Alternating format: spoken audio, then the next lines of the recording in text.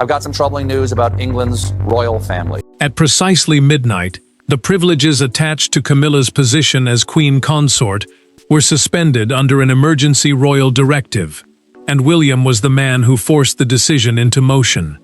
The order did not remove a decorative title alone.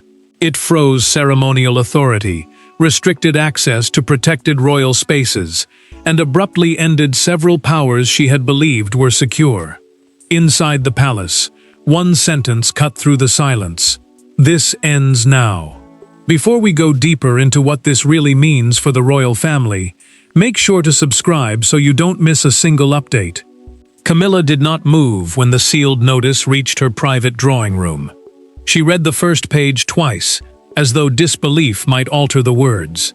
The Queen Consort title meant she was the king's wife and ceremonial partner. Yet the directive went far beyond symbolism. It ended her access to restricted royal apartments, removed ceremonial planning authority, blocked private briefings, and stopped instructions passing through her household without approval. When she looked up, her fingers gripped the table. "Did Charles approve this?" she asked. The equerry lowered his eyes, and silence turned shock into humiliation. William stood nearby with both hands pressed against an empty chair. He felt no victory. The prince had forced the order forward because several privileges would renew automatically at the beginning of the next royal working day. If midnight passed, that authority could be exercised again. An emergency royal directive was a written command issued under the sovereign's authority, and every relevant palace office had to obey. The future king knew he had crossed a line that could never be erased. By moving against his father's wife, he risked reopening wounds involving loyalty, memory, and Camilla's place beside Charles. Yet he believed hesitation would endanger the crown. Somewhere between duty and resentment, he decided silence was no longer protection. Camilla reached the final paragraph and saw 4 handwritten words: effective without exception. She recognized the handwriting, but no signature explained whether Charles had closed the door or William had ensured it could not reopen. A second sealed envelope had already been removed from the dispatch box that night. Unlike the order in her hands, it named the incident that forced the intervention and identified the senior royal who supported it. She knew nothing of its contents. She only heard the clock strike 12 before asking the question beneath her anger, "Did he choose his son over me?" The midnight directive changed Camilla's position in a single stroke, but the true force of the decision could only be understood by examining what William, Charles, and the Queen Consort each believed they were about to lose. The order appeared to be about royal privileges, but the deeper battle was painfully human. William believed he was protecting the future of the monarchy. Camilla believed she was being erased after years of public sacrifice. Charles stood between them, facing the possibility that saving one relationship would destroy the other. Long before officials debated authority and protocol, 3 people were already confronting loyalty, memory, guilt, and the cost of choosing sides. William carried a responsibility that reached far beyond his own feelings. As heir, he had no right to rule, while his father remained sovereign, meaning the king still held the final authority. Yet the prince knew every decision made now could shape the position Catherine and their children would inherit. To him, the disputed privileges were not minor household details. They were signs that private influence could become permanent power. Camilla felt that life collapsing around her. The authority attached to the Queen Consort had developed slowly through ceremonial duties, household arrangements, confidential access, and Charles's trust. A Queen Consort is the sovereign's wife, supporting the monarch without possessing his constitutional powers. She had spent years enduring rejection before reaching that position, and the suspension felt like proof that acceptance had never truly been complete. Charles remembered the private conversation before midnight, with painful clarity. William had told him that affection could not be allowed to erase institutional boundaries. The king turned away, removed his glasses, and replied that his son was asking him to punish the woman who had stood beside him through his loneliest years. The prince did not soften his answer. He said love could not decide who controlled appointments, access, and ceremonial authority affecting the future crown. Camilla called her sister after reading the directive. She kept her voice steady at first, describing the restrictions as though they belonged to someone else. Then the control broke. She admitted that public hostility had always been expected, but she had never imagined William would challenge her place with Charles's apparent consent. Her sister listened as the Queen Consort confessed that losing authority hurt less than feeling abandoned by the man who had once promised she would never stand alone again. William's fear reached beyond her title. He believed her household had begun influencing decisions that belonged to the sovereign and the heir, especially choices that could define Catherine's future role. A documented draft of the suspension proved Charles had seen an earlier proposal days before midnight and refused to sign it. Something later forced him to change his mind. Catherine then discovered her name repeated throughout the confidential discussions, even though she had requested no action against Camilla. She read the briefing in silence, disturbed by the idea that a struggle had been growing around her without her knowledge. Behind every wounded conversation stood one unanswered question. What happened after Charles rejected the first proposal that made suspension suddenly unavoidable? The crisis did not begin with the midnight order. It began 48 hours earlier, inside the throne room, during what should have been a controlled rehearsal for a major state ceremony. One sentence from Camilla stopped the room. One refusal from William changed the atmosphere. And when a senior official quietly closed the doors, everyone present understood that a private rivalry had finally crossed into the machinery of the monarchy. Camilla had entered the rehearsal, determined to settle what she saw as a growing problem. The ceremony involved seating order, procession timing, document presentation, and the division of duties between senior royals. In royal life, ceremonial placement is more than appearance. It silently shows who carries authority, who stands closest to the crown, and whose role the palace expects the public to recognize. William watched the discussion tighten around Catherine's position. Tension had already grown, because temporary arrangements linked to the Queen Consort's household were beginning to look permanent. The prince feared that small changes made for convenience would slowly become accepted rights, while Camilla believed every objection to her authority was driven by old resentment rather than protocol. The point of no return came without warning. Camilla instructed the Lord Chamberlain to move Catherine behind her own household delegation and transfer the future queen's ceremonial briefing authority to one of her advisors. The Lord Chamberlain is the senior official who helps organize major palace ceremonies and ensures royal duties follow the sovereign's instructions. Before he could respond, William ordered the change withdrawn. Camilla turned directly toward him. In front of the assembled officials, she said he did not control the Queen Consort's household. The future king answered that she did not control the future crown. Charles heard every word, yet the monarch remained silent. His refusal to intervene wounded both sides. She saw it as weakness. His son saw it as permission for the dispute to grow. A courtier approached William after the rehearsal and handed him a copied memorandum. The document, a formal written plan used to record proposed decisions, showed that the seating change was only one part of a wider effort. Several symbolic functions connected to Catherine were to be transferred under Camilla's office indefinitely. The prince felt the anger leave him and something colder take its place. An approval mark appeared to come from Charles's private office, suggesting the plan carried the king's support. Yet when William confronted his father later that evening, the monarch insisted he had never authorized the final version. Someone had turned earlier comments into the appearance of consent. William placed the disputed paper between them without speaking. Charles read one paragraph, looked toward the closed door, and finally ordered Camilla to be brought in alone. The throne room confrontation exposed the plan, but the meeting that followed would turn a battle over protocol into the most painful face-to-face reckoning of Charles's reign. No advisors remained in the room. No officials could soften the words.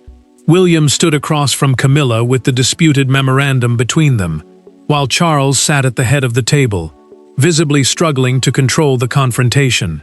She denied trying to weaken Catherine. The prince refused to accept her explanation. Then, after years of guarded civility, he said the sentence that ended any pretense of family unity: "This ends now." Charles had called the private meeting because the memorandum suggested that ceremonial changes were being used to build lasting authority.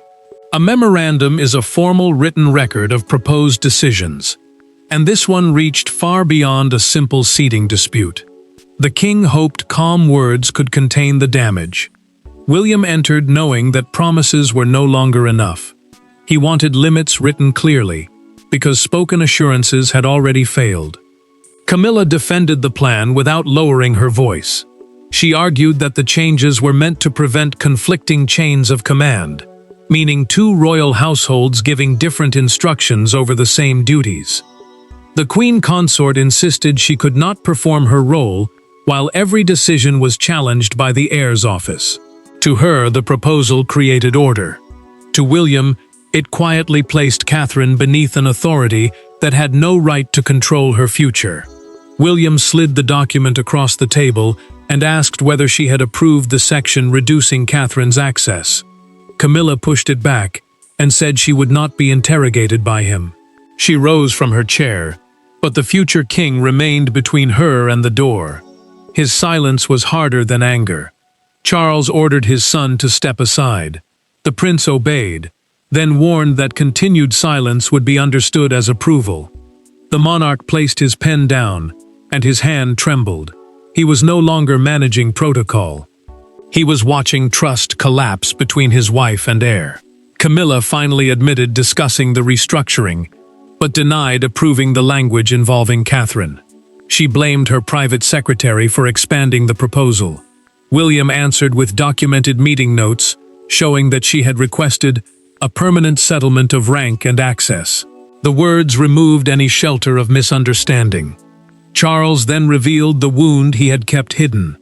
Months earlier, he had privately warned Camilla not to alter Catherine's position without consulting William.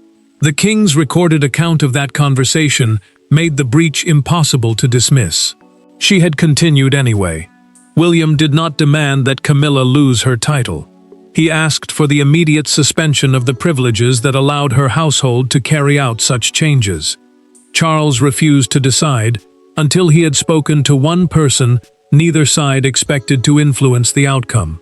The confrontation had broken the family's silence, but the final decision now depended on a royal figure who had watched the conflict grow without ever publicly choosing a side. The loudest voices had already spoken, yet the decision turned on someone who had remained almost completely silent. Princess Anne entered Charles's study after William and Camilla had left, carrying no advisor's notes and offering no comforting words. She had witnessed decades of royal crises and understood what happened when personal loyalty overwhelmed duty. Her judgment was brutally simple. The crown could survive embarrassment, but it could not survive competing centers of authority. Anne held no power to overrule the sovereign, but her experience gave every word unusual weight. The sovereign is the reigning monarch, the one person with final authority over the royal household. Charles trusted his sister because she was known for placing duty before comfort, even when the truth wounded those closest to her. She could separate personal resentment from a real threat to the institution. William had shown her the disputed memorandum earlier, but he had not asked for support. The princess reviewed the ceremonial proposals alone and compared them with established household arrangements. She saw a pattern. Temporary powers were being treated as permanent rights, and Catherine's future position was slowly being pushed aside. Charles asked the question he had been avoiding. Would suspending Camilla's privileges publicly humiliate his wife? Anne did not soften the answer. She said refusing to act would humiliate Catherine, weaken William, and make every future boundary impossible to enforce. The king looked away. Her words destroyed his hope that everyone could be protected at once. Anne moved closer and sat beside her brother. For one brief moment, her voice changed. She acknowledged that Camilla had stood beside him through years of isolation and hostility. The Queen Consort had given him loyalty when much of the country offered judgment. But gratitude, she warned, could not become unlimited authority. Charles heard the truth and felt the cruelty of it. Anne then revealed what Camilla had told her before the throne room rehearsal. In a private recorded conversation, she had asked whether Catherine should simply wait her turn on ceremonial matters. The princess had dismissed the remark at first. Now it sounded less like frustration and more like intent. Charles felt the final barrier collapse when his sister addressed the approval mark. Her documented review confirmed it had not come from his personal authorization. An aide had treated an informal conversation as permission, allowing private influence to create official consequences. The king understood that silence had already become dangerous. Charles agreed to the temporary suspension, but he set one condition. William would personally explain the decision before it took effect. The future king would not be allowed to hide behind documents, staff, or his father's signature. William had secured the restriction he believed necessary, but before the clock reached midnight, he would have to look Camilla in the eye and tell her exactly what she was losing. The order had been prepared, the signatures secured, and the palace staff quietly instructed. Yet the most difficult moment came before any privilege was officially removed. William entered Camilla's private sitting room 11 minutes before midnight. She was waiting beside an unopened dispatch box, already aware that the decision had gone against her. Neither offered a greeting. Between them stood years of family history, public resentment, and a clock moving relentlessly toward 12. Camilla kept her hands still as William explained what the suspension would remove. Her ceremonial planning powers would freeze. Access to restricted royal spaces would be limited. Confidential briefings outside Charles's presence would stop, along with her authority to direct changes affecting other senior households. A dispatch box is the locked case used to carry official royal documents, and the one beside her contained the order that would reduce her influence while leaving her title untouched. William spoke carefully.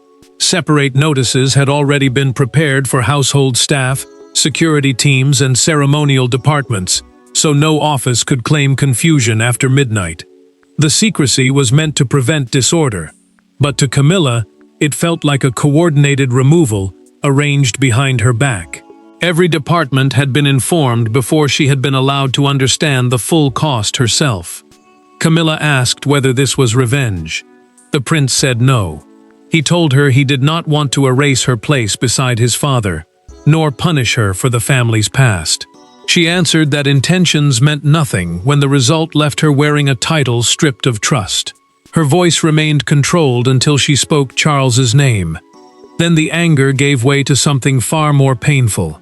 Camilla asked whether Catherine had demanded the suspension. William answered immediately. His wife had requested nothing, and had warned him not to turn the conflict into a personal war. The future king admitted the decision came from his own judgment.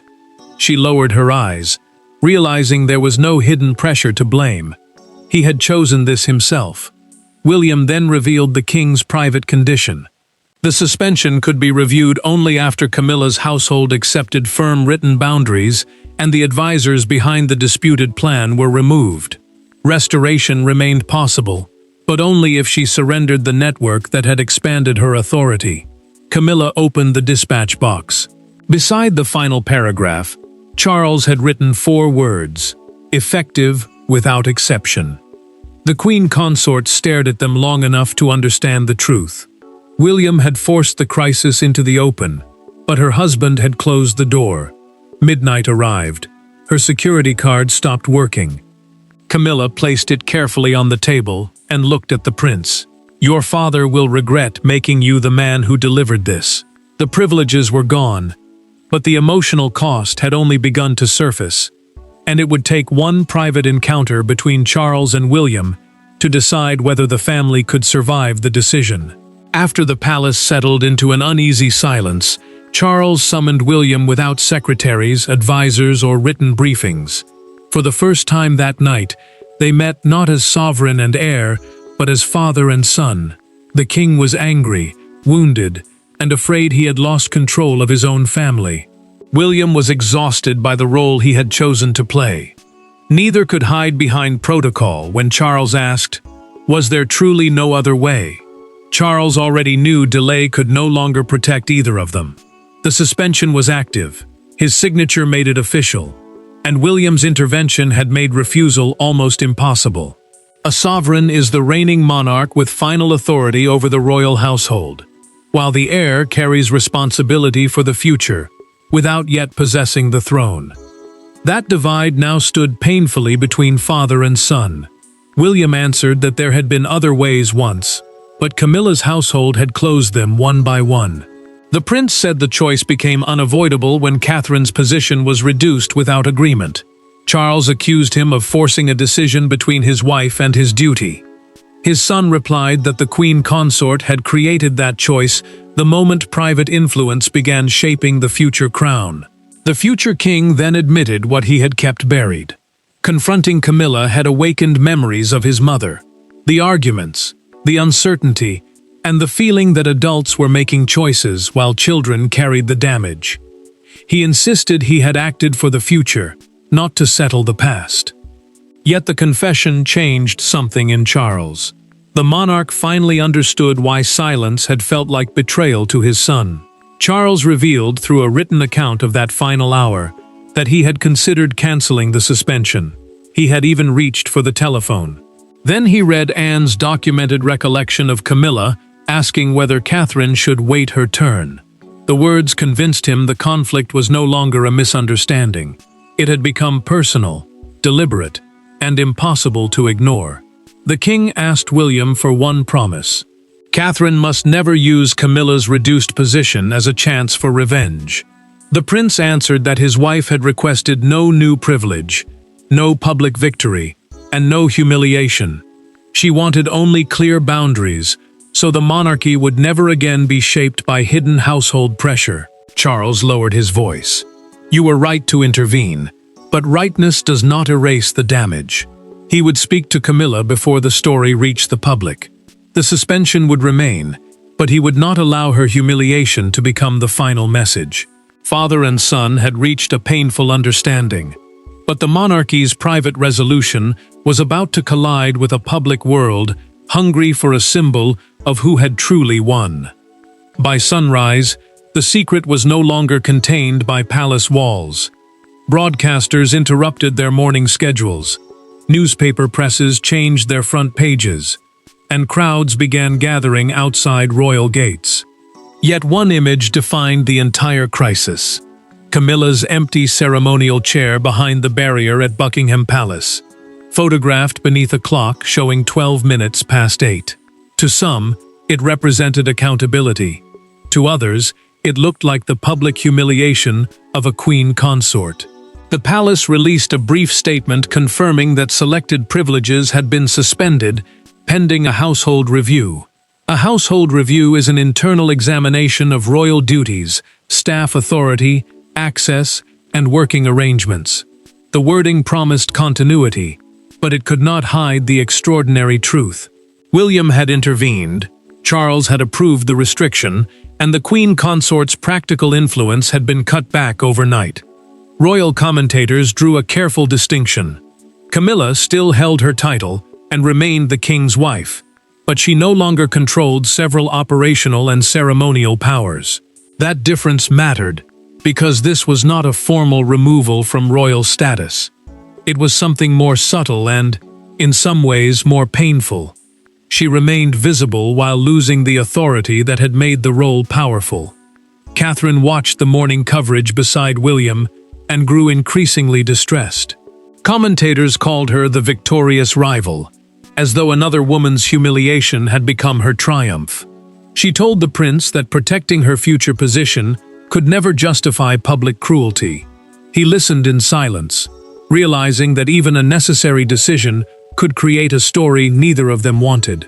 Camilla received the morning newspaper outside her rooms. The front page carried the words, "Midnight at the Palace," above an image of William entering through a side gate. She folded it once, placed it face down, and refused breakfast. The Queen Consort had expected criticism. She had not expected her private loss to become a national spectacle before the morning was over. A broadcaster then read a leaked line from the disputed memorandum. Catherine's ceremonial authority should be deferred until the conclusion of the present reign. The documented wording changed the public mood at once. What had seemed like a family argument now appeared to be an attempt to delay the future queen's authority for years. Outside Buckingham Palace, the crowd fell briefly silent as the royal standard rose. The royal standard is the flag, showing that the sovereign is present at an official residence. One woman lifted a handwritten sign, "One crown, one future." The image became the symbol of the day. Charles understood that silence would turn the crisis into a simple tale of winners and losers. He began preparing a final family statement that would defend William's intervention, recognize Camilla's pain, and explain what the suspension truly meant. The public had already delivered its judgment through headlines and crowds, but the final verdict belonged to the family, whose private fractures had become a national symbol. The suspension did not end with a dramatic reversal, a secret restoration, or another midnight order. It ended with 4 people accepting a painful truth. Charles could love Camilla without granting unlimited influence. William could defend the future without celebrating her humiliation. Catherine could inherit greater responsibility without treating another woman's fall as her victory. And Camilla could remain beside the king only by accepting that the crown's boundaries were larger than any marriage. Charles issued a final statement, confirming that the suspended privileges would never return in their previous form. The new household structure required ceremonial decisions, affecting the succession to receive approval from both the sovereign's and heir's offices. The sovereign is the reigning monarch, while the heir is the person next in line to the throne. That shared control mattered, because no private household could again reshape the future crown through quiet instructions. Camilla kept her title, her marriage, and the public duties assigned directly by the king. Yet the Queen Consort permanently lost the independent authority that had allowed her advisors to alter access, precedence, and ceremonial responsibilities involving Catherine and William. She remained beside Charles, but the power surrounding her role had changed forever. Charles visited his wife without staff present. He admitted that signing the order had wounded him more deeply than any public criticism. The monarch told her he could not allow their marriage to create uncertainty around the future crown. Camilla did not forgive him immediately, but she acknowledged that the disputed memorandum had crossed a line neither of them could defend. William later met Catherine and confessed that the intervention might define him as cold and unforgiving. The prince feared people would remember the punishment, not the danger that caused it. She answered that leadership was not measured by whether every decision looked gentle. It was measured by whether power was limited before it became destructive. Anne's written assessment finally revealed the purpose of the second sealed document. The princess had never demanded Camilla's removal. Her documented recommendation established a permanent principle. No royal spouse could exercise independent authority over the household or future role of the heir. Camilla dismissed the advisors who expanded the plan and accepted the revised boundaries. Her decision did not restore what she lost, but it prevented a complete rupture with Charles and ended the institutional struggle. The midnight suspension became a turning point because the monarchy chose continuity over private influence. William did not destroy Camilla, and she did not defeat Catherine. Charles accepted that love could not exist without limits. The crown survived because a boundary was drawn before resentment became inheritance. When the palace clock struck midnight, one era of unchecked influence ended, and by morning, the monarchy had chosen a future built not on personal victory, but on duty.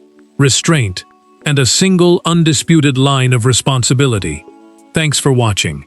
Please don't forget to like and subscribe, and we will see you in next one.